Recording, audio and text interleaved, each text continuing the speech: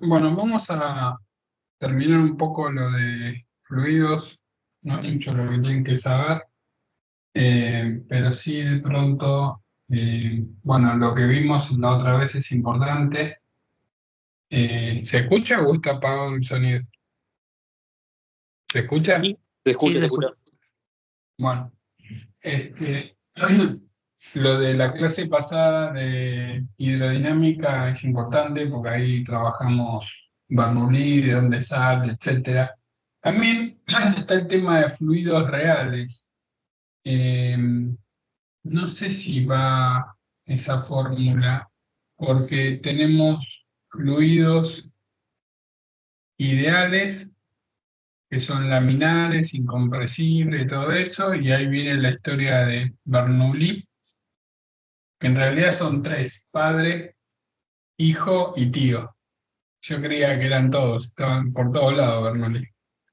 Y fluidos reales, que está la ecuación de Luis Bill, no sé, un apellido medio raro. Los fluidos reales, la diferencia con los ideales es que cuando avanza puede avanzar así o al revés según la tensión superficial.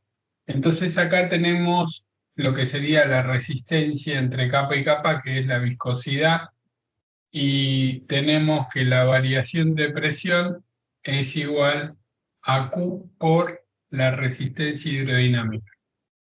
Es muy parecido al tema de circuitos eléctricos. La asociación es que esto sería la diferencia de potencial, esto sería la corriente, esto sería la resistencia. Y también, si yo quiero la potencia hidrodinámica, recuerden la potencia eléctrica, que era I por B o I cuadrado por R o B cuadrado sobre R. Acá sería Q por delta P o Q cuadrado por R o delta P al cuadrado sobre R. Está bueno hacer la asociación porque así es como que uno tiene menos cosas en la cabeza. La resistencia eléctrica tenía una fórmula que era la resistividad por la longitud sobre la sección. Esta era la expresión de la resistencia eléctrica. La resistividad estaba metida en el material y obviamente cuanto más largo, más resistente, y a menor sección la resistencia aumenta porque la probabilidad de choque es más alta. Y la resistencia hidrodinámica es 6 o 8, no me acuerdo. Creo que 8 pi viscosidad, longitud sobre sección. Después googleen si va 8 o 6. Esta letra es viscosidad. La viscosidad se mide en poids y hay una relación entre poids y MKS. Entonces, todo lo que saben de circuitos eléctricos, de las leyes de Kirchhoff, de las resistencias en serie y en paralelo, todo ese flujo de información entra también en fluidos viscosos. O sea, la fórmula de las resistencias en serie, de las resistencias en paralelo, las fórmulas de la potencia, de la energía, es exactamente lo mismo. Hay veces, en vez de acá va sección al cuadrado.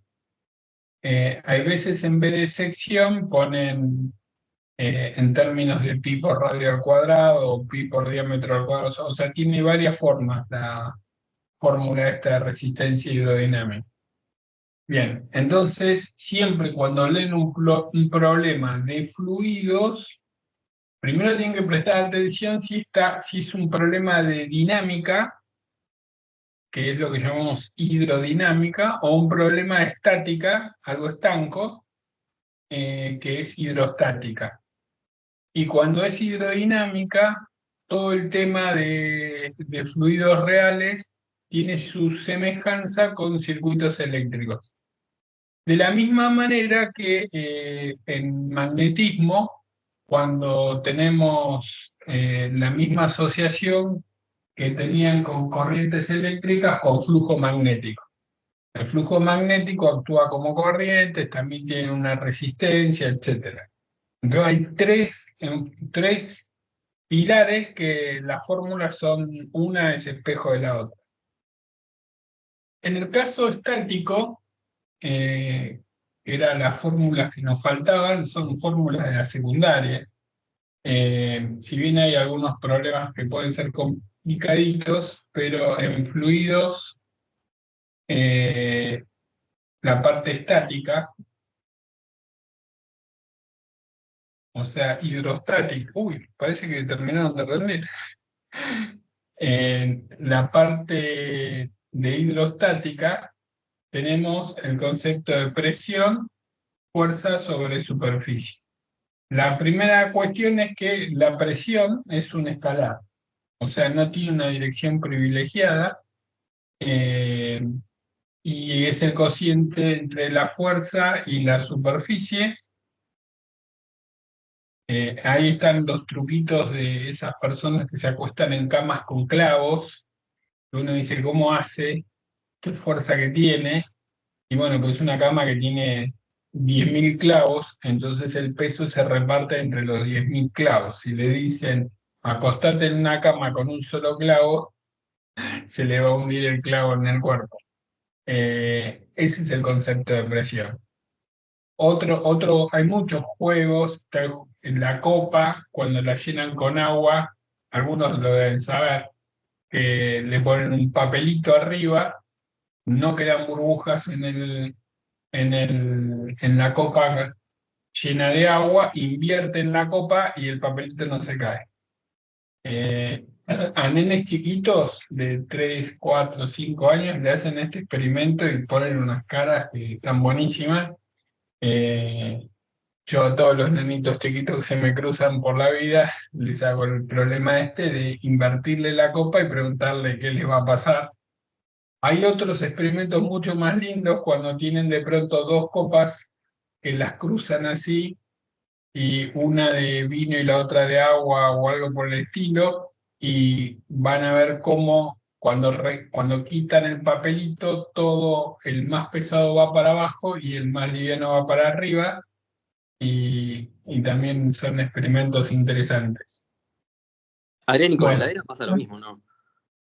¿cómo? Con la heladera, cuando se enfría el gas, o sea, el aire que está dentro de la heladera y se contrae y hace presión, entonces cuesta más abrirla. Ah, claro, sí, ese es el problema que tomaba el año pasado, que Ah, decían que cuando uno abre el freezer, y entra un poco de aire caliente ahí y lo cierra, tiene que esperar un poquito para abrirlo rápidamente, porque si no es como que cuesta más abrirlo.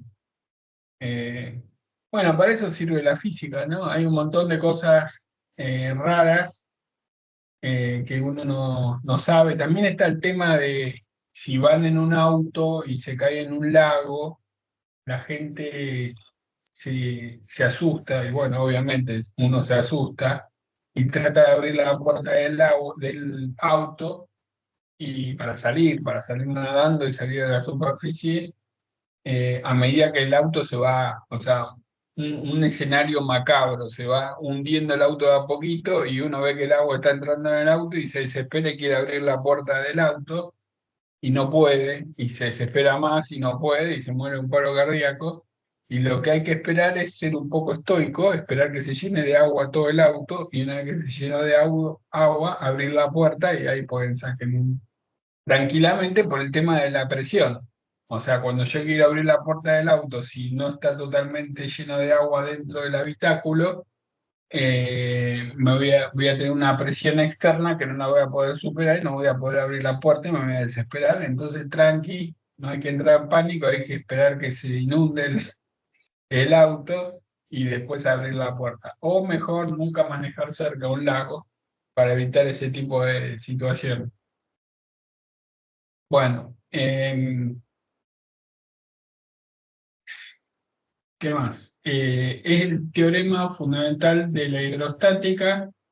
Tenemos un fluido así y tenemos dos puntos A y B y los comparamos. Si el concepto de presión es la fuerza que tengo arriba de un punto, obviamente la presión en B va a ser mayor que la presión en A. La presión en B es la presión en A más la densidad por la gravedad por la altura, donde la altura es la diferencia que tienen entre estos dos cuerpitos. Pueden tener distintas capas de densidad e ir empalmando un punto con el otro. Eh, Conceptos interesantes, si yo tengo una cosa así, o una cosa así, o una cosa así, y tengo todo al mismo nivel, la presión es la misma en el fondo, o sea, no depende de la forma del recipiente, sino de la columna de agua. Eh, y también cuando les hacen esas mangueritas que suben y bajan, siempre tienen que ir empalmando puntos que tienen la misma presión. Los puntos que están al mismo nivel, cuando están en un caso estático, que no hay movimiento, tienen que tener la misma presión. Y van usando el teorema fundamental de la hidrostática y van sacando. Para los que no tienen registrado, esto se llama la presión debido al fluido. Debido al fluido, o sea, presión manométrica, y si le sumo la presión de arriba, supongamos que acá tengo aire, esa sería la presión atmosférica, más la presión debido al fluido, es la presión total o absoluta. Bueno, después tiene lo de los vasos comunicantes, cuando tienen situaciones así,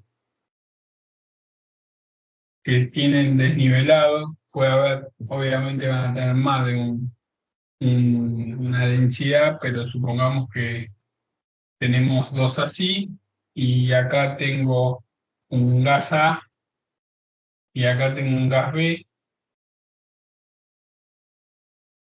Si eso está en una situación de equilibrio, es que la presión en la rama de la izquierda es igual a la presión en la rama de la derecha. La presión en la rama de la izquierda es la presión más densidad 1 por G por H1.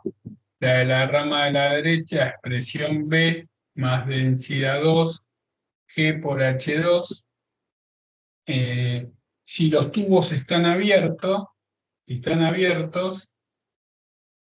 la presión en A es igual a la presión en B, se tacha la gravedad, densidad 1 por H1 igual densidad 2 por H2. Eh, Pueden tener más de un líquido y van haciendo exactamente lo mismo. En algún punto la presión a la izquierda es igual a la presión en la derecha, por eso no hay desplazamiento. Después tiene el tema de la prensa hidráulica, es viejísimo esto. Tienen distintas secciones, fluido incompresible, hacemos una fuerza acá y esto sale por acá. Fuerza 1 sobre sección 1 igual fuerza 2 sobre sección 2. Si la llegan a tirar inclinada la fuerza, recuerden que siempre es la fuerza normal. Y jugando con las secciones, puede ser que puedo levantar algo pesado haciendo una fuerza más liviana. De ahí el tema de la prensa hidráulica. Y después viene el tema del empuje, que es cuando tenemos un cuerpo que está parcial o totalmente sumergido. Si tenemos un líquido así y ponemos algo ahí que está flotando, la condición de equilibrio es que el peso es igual al empuje, y el empuje es el peso del líquido desalojado. Entonces, acá el peso es masa por gravedad, el empuje es densidad del líquido por volumen sumergido por G.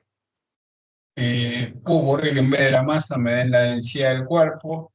Densidad del cuerpo por volumen del cuerpo igual densidad del líquido por el volumen sumergido. Si de pronto está totalmente hundido, supongamos que lo tenemos agarrado con una soga, parece que pesa menos. Es como cuando están en la pileta y ayudan a alguien a hacer la plancha, no que de pronto tienen fuerza, sino que el agua los está ayudando. Tenemos tensión, tenemos el peso y tenemos el empuje. O sea, tensión más empuje es igual al peso, así que la tensión es el peso menos el empuje. Esto a veces se habla en los problemas como peso aparente. El peso aparente es el peso menos el empuje. Bueno, si de pronto tienen una esfera que está huecada y tiene un radio interno y un radio externo, supongamos que la esfera está flotando por la mitad y me dicen que saque el radio externo o el radio interno o la densidad del cuerpo o cosas por el estilo. Simplemente hay que partir de la condición de equilibrio, peso igual a empuje.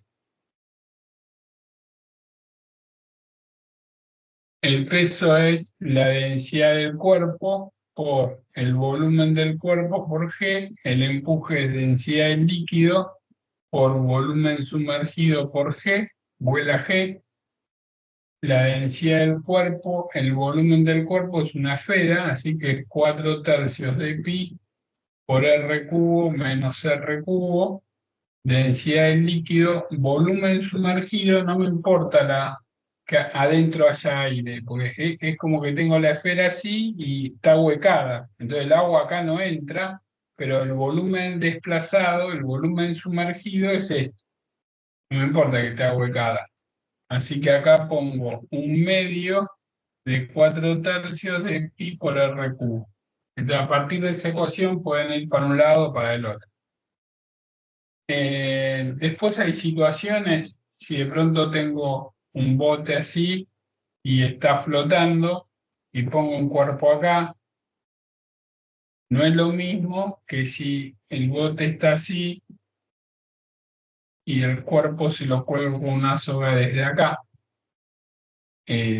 Uno creería como que es igual en el sentido de que arriba del bote tengo un peso, pero acá planteo peso igual a empuje y acá tengo dos cuerpos, entonces tengo que hacer diagrama del cuerpo libre acá, diagrama del cuerpo libre acá, acá este tiene empuje, acá en cambio acá no, porque acá estaba arriba del bote.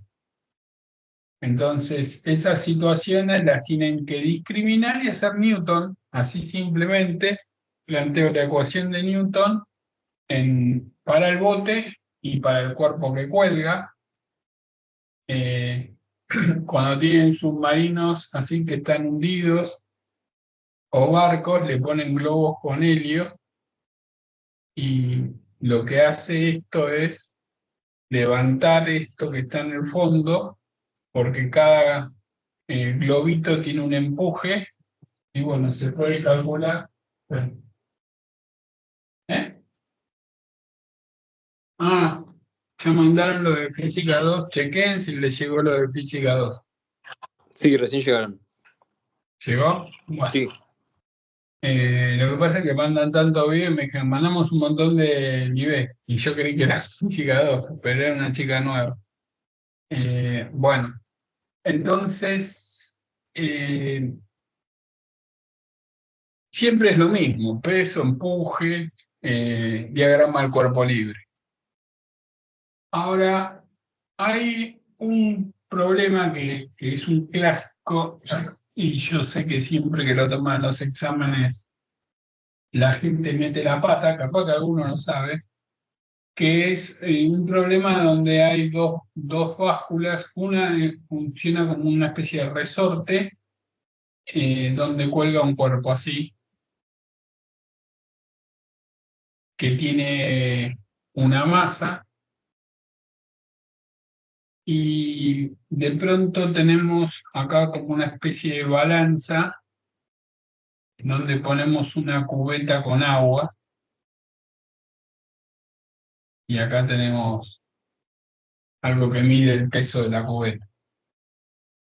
Entonces, la pregunta es si yo tengo el peso, o sea, el agua, marco el peso del agua, mide, mide la masa. Recuerden que, o sea, cuando uno dice me voy a pesar, en realidad tendría que decir me voy a amasar, pero ya la cultura dice me voy a pesar, pero en realidad lo que están midiendo es la masa.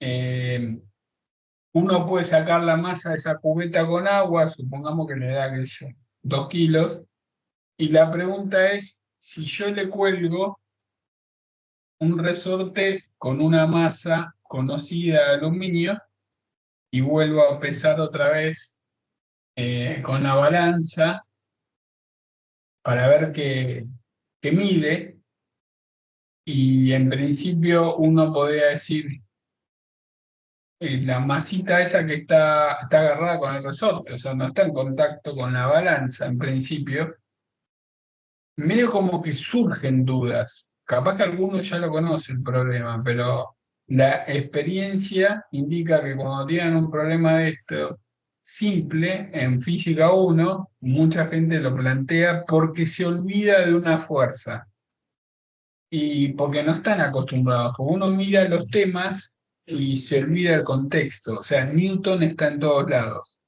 Todo lo que sea mecánica está Newton. Entonces, vamos concretamente a dar los datos. Me dicen que un vaso de masa 1 kilo contiene 2 kilos de agua. O sea, el vaso tiene 1 kilo y la masa de agua tiene 2 kilos. Descansa sobre una báscula. Un bloque de aluminio de densidad del aluminio, dice densidad relativa, o sea, respecto del agua, 2,7, como la densidad del agua es 1 gramo por centímetro cúbico o 1.000 kilogramos sobre metro cúbico, como me dicen densidad relativa, es 2.700 kilogramos sobre metro cúbico. Está suspendido por un dinamómetro en el agua, como se indica la figura, ¿sí? Así. Entonces, estos son los datos que tenemos. Y me preguntan qué indica el dinamómetro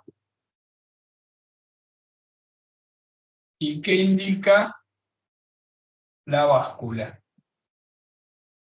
O sea, un problema tranqui, inofensivo, que mucha gente se hace lío. Entonces, tenemos dos objetos.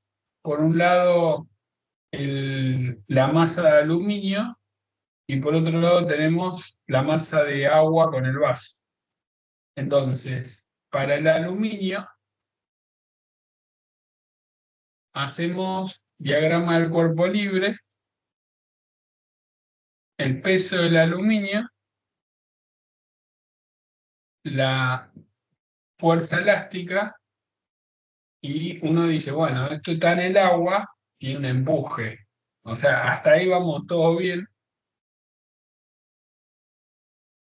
Empuje del agua.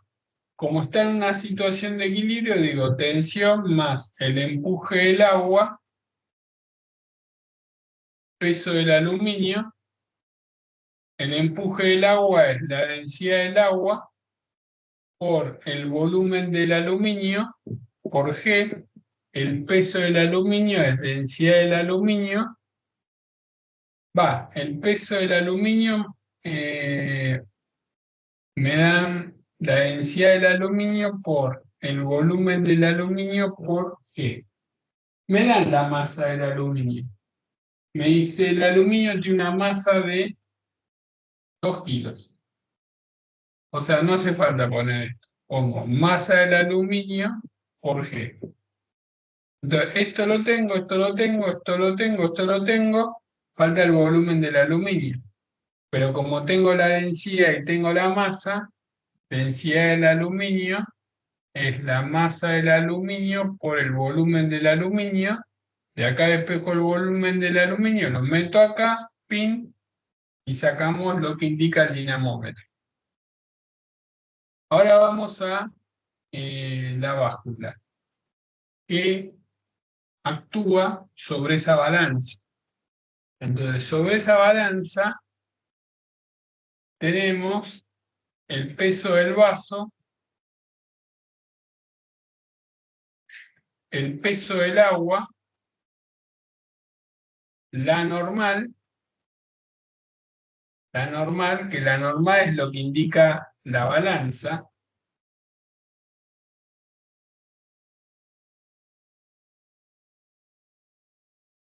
Hay otra gama de problemas interesantes que no tiene que ver con fluido, pero ahora que estoy mirando es cuando uno va con una balanza a un ascensor y lleva la balanza, se pesa y no es lo mismo si el ascensor va hacia arriba acelerando, si va hacia arriba a velocidad constante, si sube frenándose, o los casos análogos, se acelera hacia abajo, baja a velocidad constante o baja frenándose. Todos tienen la experiencia de que cuando suben al ascensor, cuando arranca, si están comiendo un sanguchito, sienten como que todo se le va para abajo, y cuando frena, sienten que todo sube. Entonces siempre recuerden que la norma es lo que indica la balanza. Si yo subo con la balanza al ascensor y la balanza marca 0, estamos en problemas.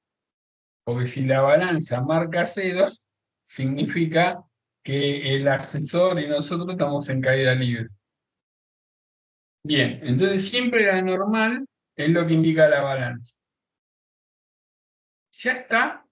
¿O hay que agregar otra fuerza? Tenemos normal, es lo que indica la balanza, y sobre la balanza tenemos el peso del vaso más el peso del agua. La forma que les estoy preguntando es que falta una fuerza. Si están medio descolgados, no ven otra fuerza. Entonces, ¿quién me dice cuál es la fuerza que falta?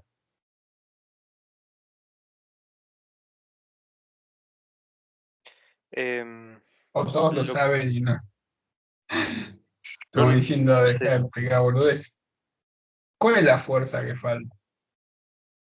lo que se me ocurre es que como el agua, digamos, empuja al bloquecito de aluminio, el aluminio por tercera ley empuja al agua también, entonces eso hace que pese más, digamos, no sé cómo decirlo. El aluminio. Claro, a ver, más simple, Newton. Newton es principio de acción y reacción. ¿De dónde sale el empuje? ¿Quién lo da? ¿Marduk? ¿Algún dios del Valhalla? No, el agua. El agua es la que, como vio parte de su líquido desplazado por el principio de empuje, el empuje es una fuerza ascendente que es el peso del líquido desalojado. O sea, el agua le hace al cuerpo una fuerza. Por lo tanto, el cuerpo le hace al agua una fuerza igual y contraria. Entonces, acaba el empuje. Claro, cuando uno lo ve dice, ok, pero por algo será que cuando lo toman en física U, por algo será. No que se lo están tomando estudiantes de arquitectura o estudiantes de diseño. Lo toman en ingeniería, en física no creo que tomen esto, pero lo toman y medio que meten la pata. O sea, se tragan esto, acción y reacción. El problema que tomaron este año de un bote que iba con un remo, también está un tema de acción y reacción. Así que no se olviden, diagrama del cuerpo libre de cada objeto y plantear acción y reacción. Entonces ahora digo, como está en equilibrio, normal menos el peso del agua, menos el peso del vaso, menos el empuje del agua, igual cero, y de ahí, como el empuje del agua lo tengo, porque es densidad de aluminio por volumen sumergido por G, de ahí sale el tema de cuánto vale la normal.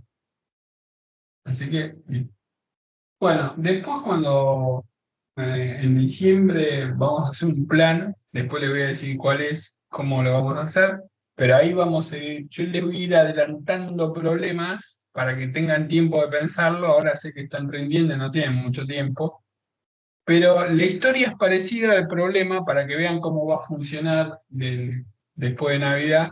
Eh, un problema que mandé, no me acuerdo cuándo, creo que hoy, no me acuerdo, porque a veces los mando de madrugada y me olvido. Pero un problema de que había una carga Q negativa, una carga Q positiva unida por un conductor y les decía si valía la ley de Ampère o no.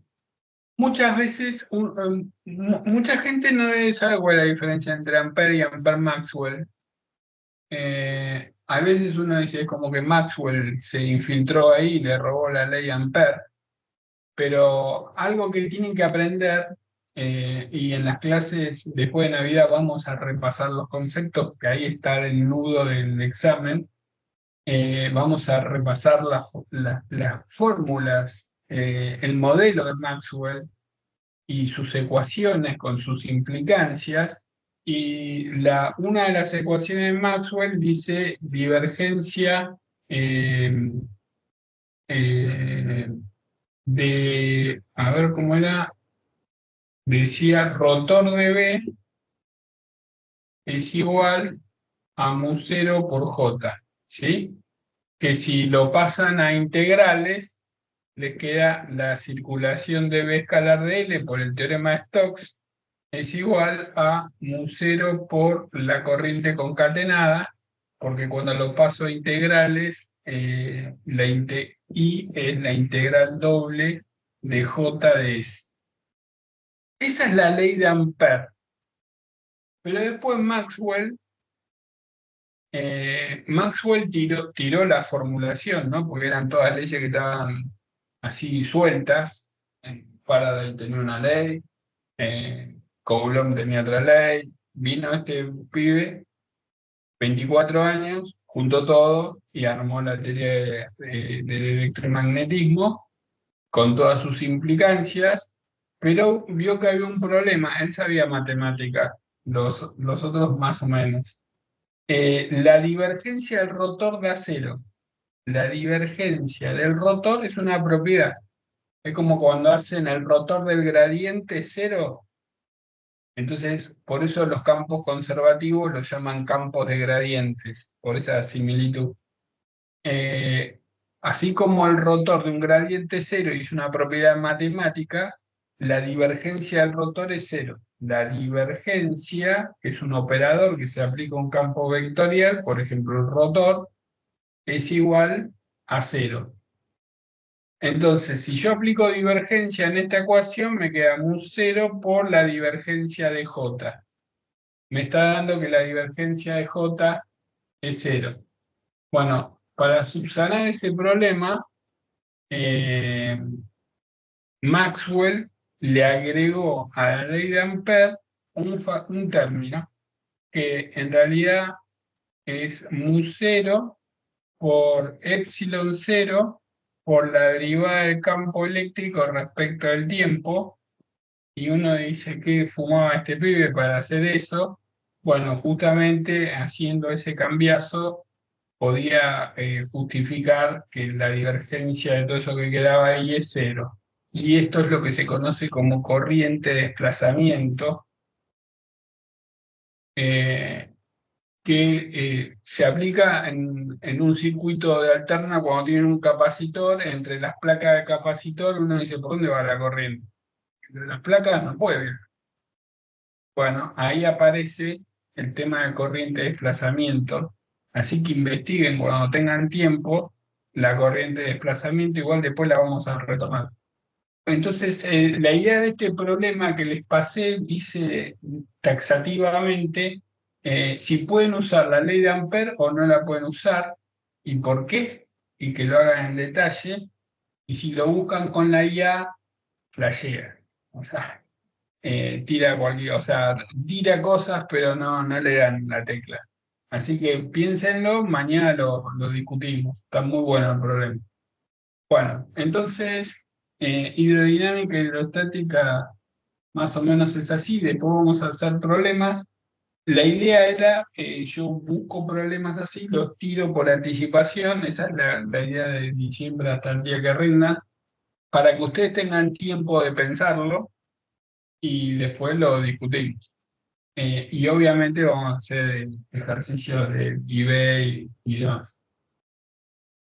Bueno, entonces arranquemos en lo que queda de la clase con probabilidad. Vamos a hacer un paneo rápido de lo que es esta parte, que es muy interesante. Más interesante que probabilidad es estadística, porque probabilidad surgió porque el Laplace tenía un amigo que era jugador compulsivo y le preguntaba las chances de ganar. Entonces, bueno, deben conocer la historia, introdujo el concepto de frecuencia y después definió la probabilidad, le dio un contexto más teórico, etcétera.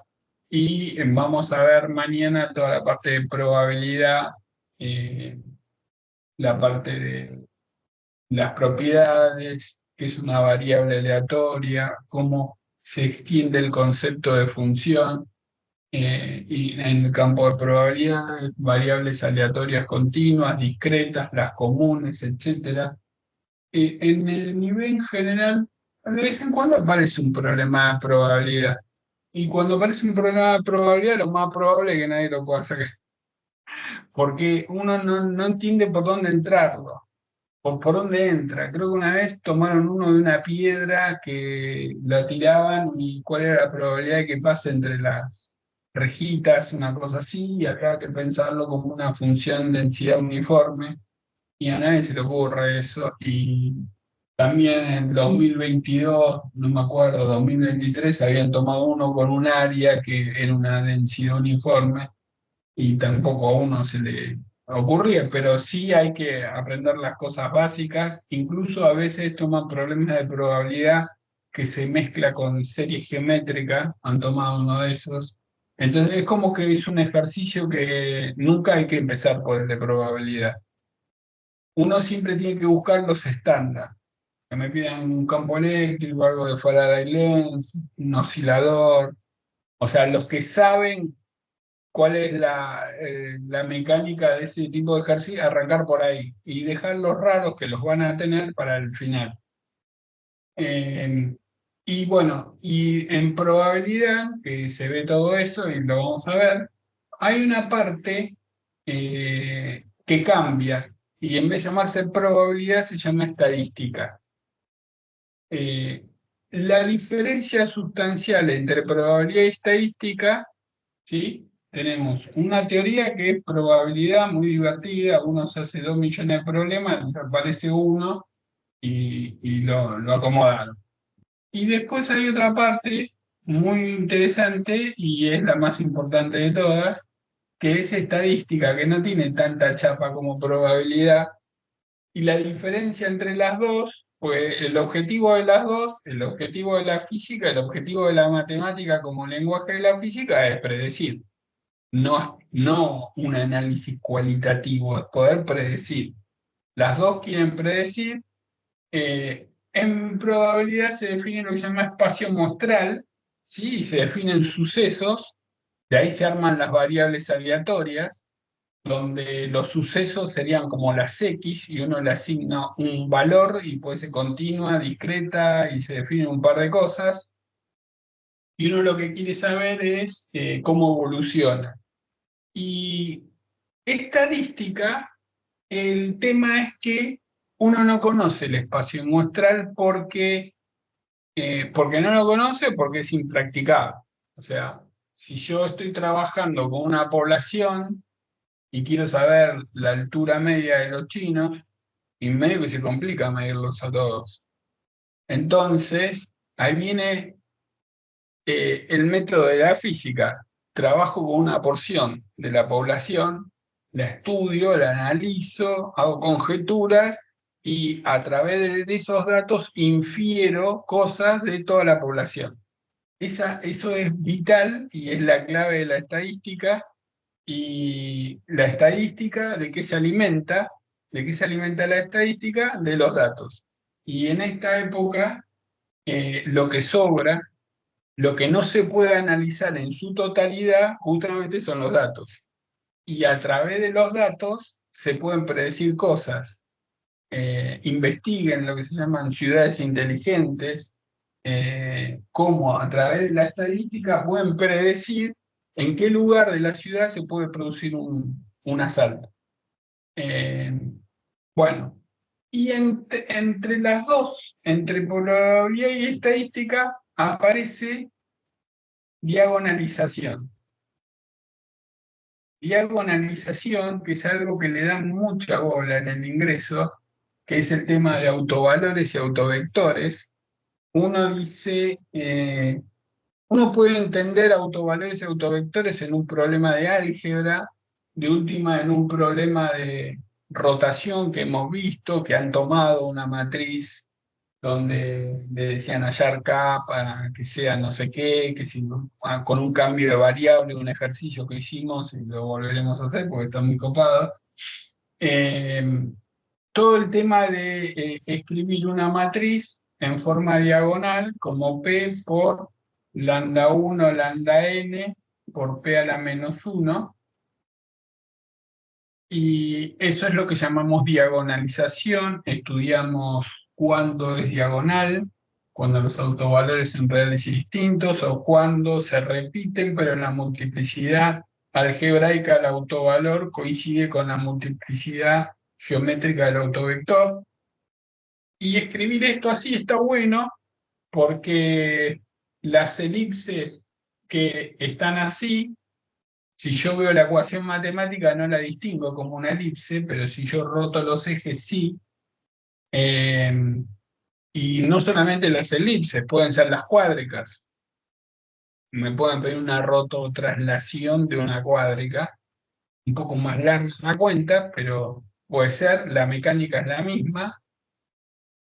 Estas matrices son matrices ortogonales, donde P a la menos 1 es igual a P traspuesta, y la distingo porque el determinante es 1, y uno ahí lo entiende. Ahora, este instrumento sirve para resolver ecuaciones diferenciales acopladas, eh, que lo comenté en la clase que vimos eh, por Skype, vimos, ¿cómo se llama este tema? Acoplados, justamente. O sea, es un método que también sirve para desacoplar ecuaciones, porque uno escribe la matriz, hace un cambio de variable y resuelve una ecuación diferencial. Después, más adelante, le dice, voy a habilitar esa playlist de cálculo avanzado donde hablo de todos esos temas. Pero en probabilidad uno puede decir, ¿y acá dónde meto la diagonalización? Algo que tienen que aprender es que la matemática que desarrolló Newton y todos los que ya conocen, habla de ecuaciones diferenciales, ¿sí? Habla de funciones que uno la mide y puede predecir ciertas cosas, y siempre en física, las ecuaciones de Maxwell, las ecuaciones de Newton, las ecuaciones de Schrödinger, son ecuaciones diferenciales, una o un sistema de ecuaciones diferenciales. Pero en la vida real, uno no tiene función, uno no va caminando y le dice, mira, el cemento en función de la temperatura y la presión tiene esta función, arco tal. No, no, uno no tiene eso. Uno en la vida real, en el mundo real, lo que tiene son registros, datos. Entonces, todo el tema de ecuaciones diferenciales que aprendieron, todo lindo, la transformada de Fourier, va, tal vez no lo vieron todos. pero lo tienen que ayornar a datos. Entonces las ecuaciones diferenciales se llaman ecuaciones en diferencia, porque la alimento con datos. Y en probabilidad, uno puede hacer un modelo para predecir la evolución de un sistema. Por ejemplo, el clima. Uno puede decir que tiene, que llueve o no llueve. Entonces puedo tener un estado A y un estado B, para hacerlo simple, un estado A, un estado B, entonces uno se puede, en función de datos que tiene, puede decir, cada vez que hace sol, la probabilidad de que vuelva a hacer sol es 70%, y de que llueva es 30%.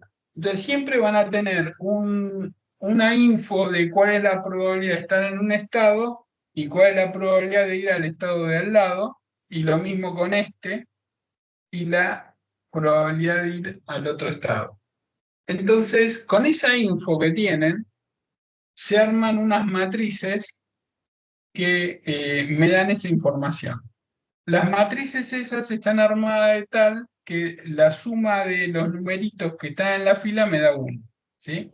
Estas matrices se llaman matrices de Markov, que son las cadenas de Markov. Siempre me olvido si tiene una K, debe tener una K, Markov. Es una foto de si me paro en un día, ¿qué pasa al otro día? ¿Sí? O sea, me da, si yo tengo un estado inicial, supongamos que x0 es el estado de inicio, hoy hace sol, y yo quiero saber qué va a pasar mañana. Entonces, lo que hago es, esta matriz la multiplico por el estado inicial y me va a dar el estado mañana. Entonces uno puede decir, bueno, ¿y pasado qué onda? Porque si yo me paro en una situación, las probabilidades de hace sol, pasa lluvia o al revés, o queda en el mismo lugar, eso es invariante, salvo que haya una explosión nuclear. Entonces uno puede decir, bueno, en síntesis tenemos una matriz que me permite calcular esos cambios, y yo puedo decir que el estado 1 es esa matriz por el estado 0. Y si yo quiero el estado 2, es esa matriz por el estado 1. Y si quiero el estado 3, es esa matriz por el estado 2. Bueno, se dan cuenta el bucle, ¿no? Porque yo acá puedo poner m cuadrado por x0, acá puedo poner m cubo por x0, entonces yo quiero el estado n, es m a la n por x0. Entonces uno podría decir, bien, yo tengo la matriz, conozco el estado inicial, quiero saber qué pasa dentro de 74 días, la matriz la tengo que elevar a los 74, y ahí tengo un problema. Bueno, hoy en día no hay un problema, porque hoy uno lo carga en una computadora, en 2 décimas de segundo le tiran la respuesta. Pero en esa época los chaboncitos no tenían apenas sabían logaritmos para transformar productos en suma y cocientes en restas, cosas por el estilo. Pero acá es donde entra la diagonalización, porque la propiedad de una matriz que es diagonal, habíamos dicho que si yo hago a cuadrado, es p por d por p a la menos 1 por p por d por p a la menos 1. Esto que me queda acá es la identidad, me queda p por la diagonal al cuadrado por p a la menos 1, y uno dice, qué copado, a a la n es p por d a la n por p a la menos 1. Y como la matriz diagonal,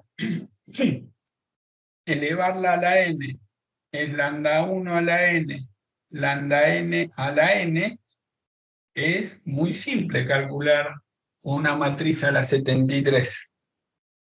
Y es más, uno se puede preguntar si eso conduce a un estado estacionario o no. Y uno lo ve acá, porque dice, ok, yo tengo una matriz. Esa matriz le saco los autovalores. ¿cuál es el problema de que se vaya todo al tacho? Y que los autovalores sean más grandes que 1. Porque si yo tengo un número mayor que 1 y lo elevo a la n, diverge. Pero si yo tengo un autovalor que está entre 0 y 1, incluso si es 1, converge. Entonces, cuando uno analiza estos procesos, investiga si conducen a un estado estacionario o no. Y eso se hace con las matrices de Markov, y cuando llegan a encontrar la matriz de Markov, uno tiene que leer un problema, interpretarlo, describir cuántos estados tengo, porque en general no son 2, pueden ser 3 o 4, y tienen que ir completando las transiciones con las probabilidades que le dan. Una vez que arman la matriz, ahí puede venir la pregunta, ¿qué espera que pase dentro de mucho tiempo? Me está pidiendo que calcule esto, y yo sé que mi herramienta matemática es diagonalización. Entonces, fíjense lo importante de diagonalización, que ya vimos 3 aplicaciones diferentes. Una para el tema de rototraslación. Otra para el tema de resolver ecuaciones diferenciales acopladas, que lo vimos la clase anterior de la anterior con los resortecitos, etcétera. Y otra acá, en procesos de evolución dinámica de probabilidad, que es con las matrices de Markov. Bueno, entonces, como pueden apreciar, la matemática es muy importante, y la clave es entender bien los conceptos. La otra vez cuando les hablé de Bernoulli, a ver quién encuentra el problema, el otro día Alan me mandó un problema, pero no era ese, que habían tomado en el IB, de que venía un tubo así, se ensanchaba, y acá, como esto era inestable y podía volar, le ponían una arandela y le preguntaban cuál era la fuerza que tenía que hacer sobre la arandela para que no vuele el líquido cuando pasa a través de los 2 tubos. Si alguno lo encuentra, que lo mande. Gonzalo y Juan lo deben tener, pero son tan colgados que, porque fue en el examen anterior al de ellos, o creo que fue Juan el que lo encontró. Pero hay muchos que veo que miran, investigan todos los problemas del IB, y seguramente lo van a encontrar. Si no, después le escribo a algunos chicos que ya lo rindieron, que me parece que el año pasado lo habíamos hecho el problema. Pero si uno no entiende bien la teoría de Bernoulli, no tiene idea de cómo resolver eso. Por eso es importante la teoría, y los alcances de la teoría. Así que es muy importante sí resolver parciales. Es muy importante, pero no es fundamental. Es más, cuanto más hacen, llegan a un punto que se vuelven tan locos que es como que les tiran la hoja y se bloquean. Pasó el año pasado con una chica que era la que más sabía. Yo le dije, esta chica tiene que entrar, y no pudo entrar. Evidentemente, no sé qué le habrá pasado, pero le preguntaban un problema del IBE de 1946 y ella lo sabía hacer. Entonces, no cometan ese error, partan cuando estén ya en la recta final, o sea, después de los exámenes, dividan el día en investigar teoría, ¿sí? Háganse apuntes de los conceptos de Bernoulli, como hicimos el otro día, de dónde sale Bernoulli y de dónde va a salir, de los conceptos de conservación de energía, y ver la deducción es importante. Así que, bueno, mañana, no sé si en vez de a las 3 pueden a las 9. ¿Pueden a las 9, de 9 a 11 mañana o no? Sí, creo que mejor. Sí, ¿Eh? Adrián, está bien. Creo que mejor. Y mejor, porque a las 3 de la tarde me está comiendo mucho. Y bueno, igual la clase queda grabada. Pero la parte de probabilidad estadística está buena. Mañana vamos a hacer un barrido total de la teoría de probabilidad, y bueno, después vamos a ir haciendo el plan de yo mando problemas para que ustedes los analicen y lo vamos resolviendo.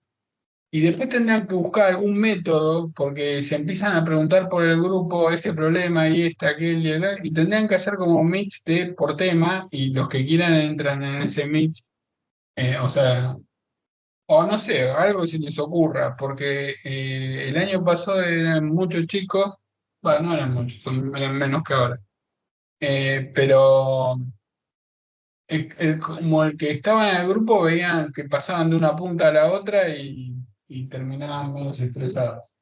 Así que vamos a repasar bien todos los problemas, pero la idea es que yo les tire algunos eh, para que lo piensen. Porque una cosa es cuando a mí me plantean un problema y me lo explican y yo ni siquiera tengo tiempo de pensarlo. Es como que aceptan el argumento. Y distinto es cuando me lo tiran y yo tengo que andar buscando, investigando, etcétera. Para eso está el que les tiré hoy, que lo voy a volver a tirar ahora, si lo piensan para mañana. Y está bueno ver cuándo puedo, hasta dónde puedo usar una ley y hasta dónde no puedo. Y por qué. Y tengo otros más copados. Bueno, nos vemos mañana y mañana sí hacemos a 9:11. Hasta luego. Adrián, ¿te paso una pregunta? ¿Sí? Eh, en verano, ¿el plan que vos decís sería más o menos casi todos los días hacer exámenes o cómo más o menos nos Y mira, organizaríamos? yo te comento, o sea, a ver, yo doy clase por internet desde el año 2011, desde el 2011, pero yo doy clase particular de 1984, qué sé yo, 1842. Chicos que yo preparé, los que había preparado cuando daba clase presencial, todos los que preparé entraron. Pero yo daba clases grupales y venían esos chicos y me decían, yo quiero ir al balcón. Entonces yo tenía ahí en una esquina y todo el tiempo tirándole problemas, así, etcétera, o ellos me traían problemas y los tenía más a mano. Después cuando empezó el curso, que empezó con Gonzalo, fue el que me vino a buscar, va, no sé cómo me encontró. Ah, creo que por recomendación de unos chicos de la UNSAM, hicimos el curso, éramos poquitos, era Gonzalo, Juan, una chica Valentina, eh, otro, bueno, otro que está en mecánica, que no me acuerdo el nombre, y otro más, eran 5 y el examen lo aprobaron 4. Después hubo un chico que no pudo, en el, ¿cómo se llama? En la entrevista le bajaron el pulgar. No, nunca entendí, no me dio preguntarle qué le había pasado. Creo que no contestaba mucho, como que, como que no, le decían y no hablaba. En cambio, por ejemplo, Juan y Gonzalo son dos chamulleros y medio que disfrutaban la entrevista. Eh, y Valentina se bloqueó porque yo le dije, dejá de hacer problema, empezá a mirar teoría.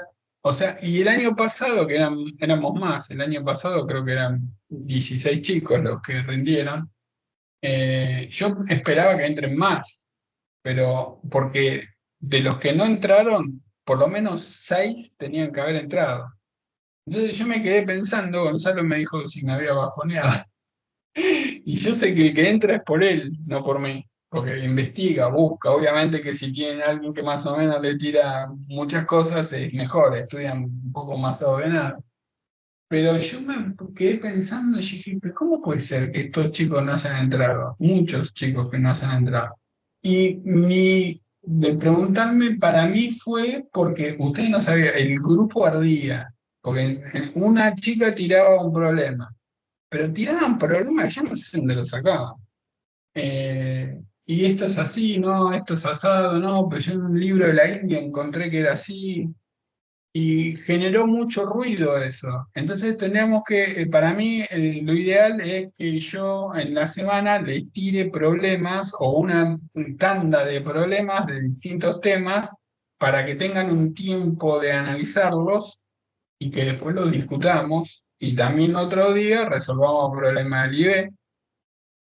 Ahora tenemos la inteligencia artificial, o sea, es una herramienta más. que nos puede ayudar en algunos cálculos. Y por ejemplo, el año pasado había una chica, Milagros y Serafín, una era de Córdoba, Serafín era de Mendoza, es de Mendoza, y estudiaban por Meet ellos dos, y entraron los dos, ¿eh? O sea, algo virtuoso debe ser. Eh, yo nunca pude estudiar en grupo, pero es un caso raro, ¿no? No me gusta estudiar en grupo, porque es como que no puedo pensar las cosas. Siempre hay uno que tira algo y los demás están forzados a pensarlo así, pero evidentemente puede servir para, para generar algo positivo.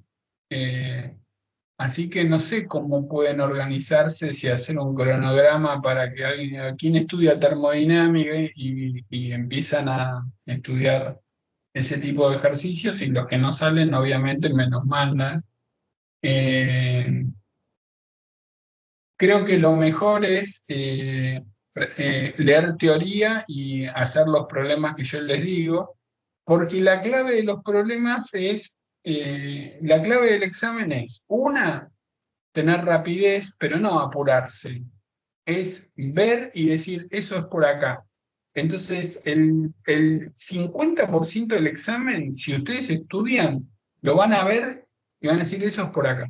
Les van a meter, el ejemplo de Leo, el ejercicio de Faraday-Lenz, lo vio y dijo, esto es así, chao. Y lo hizo en 5 minutos. Y eso levanta la autoestima. Y entonces, si uno tiene más o menos la mitad de los problemas, eso es por acá, está bueno. Y después saber que manejar los tiempos cuando se traban, decir, bueno, esto lo dejo, después sigo con otro, hacerlos en hojas separadas, eh, pero hay que practicar, porque la mayoría de ustedes ya vio todos estos temas. Y la pregunta es, ¿por qué se olvidan? Porque si ustedes están haciendo física 3 y le tiran un problema de un bote en un remo que está tirando para atrás, ¿por qué no lo pueden hacer? ¿Qué es lo que pasa? Es más, se van a recibir y van a estar trabajando, y si yo les tiro un problema de óptica y no les va a salir. Entonces, uno, ¿qué le queda en la cabeza? Conceptos, eso es lo que tienen que tener en claro. Y obviamente, como es un examen, tienen que estar así como, ¿vieron? Como los pilotos de Fórmula 1 que están todo el tiempo en los simuladores, ahora, para algo sirve. O sea, entrenarse con ejercicio sirve. Y bueno, tratar de no poner muchas expectativas en el ingreso, en el sentido de ir muy presionados, porque eso les juega en contra. Se ponen nerviosos después y se bloquean en el serenado. Entonces es una línea muy delgada. Pero como siempre les digo, un dato estadístico son 130, hay 60 becas, de los 130 hay 30 que se tiran un piletazo, no porque no sepan, sino porque no se preparan a fondo. Así que de los que estudian fuerte deben ser 80 personas, y de 80 a 60 no hay mucha diferencia. Hay que golpear a unos cuantos cuando van a recibir y listo. Y que de esos 60 que entran, 45 entran en el pelotón del medio. Y ahí es donde tienen que aprender a ser prolijos, justificar bien los temas. Esa es la diferencia. O sea, yo puedo hacer el teorema de Green y digo, pongo la formulita y al lado no ponen el contexto, que la función tiene que ser así, que la curva tiene que ser asado, etcétera, algo que parece obvio, y alguien lo pone, el que lo pone tiene un plus, y esos son los que no. Así que no es tan difícil entrar. Simplemente hay que alinear los patitos, no presionarse mucho y estudiar mucha teoría, mucho concepto, eh, y hacer una especie de... Yo estoy grabando playlist nueva de problemas de física 1, de análisis 2, de las demás, que después se las voy a habilitar. Y bueno, hay que ir tranquilos. Bueno, nos vemos mañana a las 9 de la noche. Ahora lo pongo en el grupo y busco el problema que mandé, así lo pienso. Los que tienen tiempo, los que no, mala suerte. Bueno, nos vemos. Chao. Nos vemos, No, Leo. Mariano.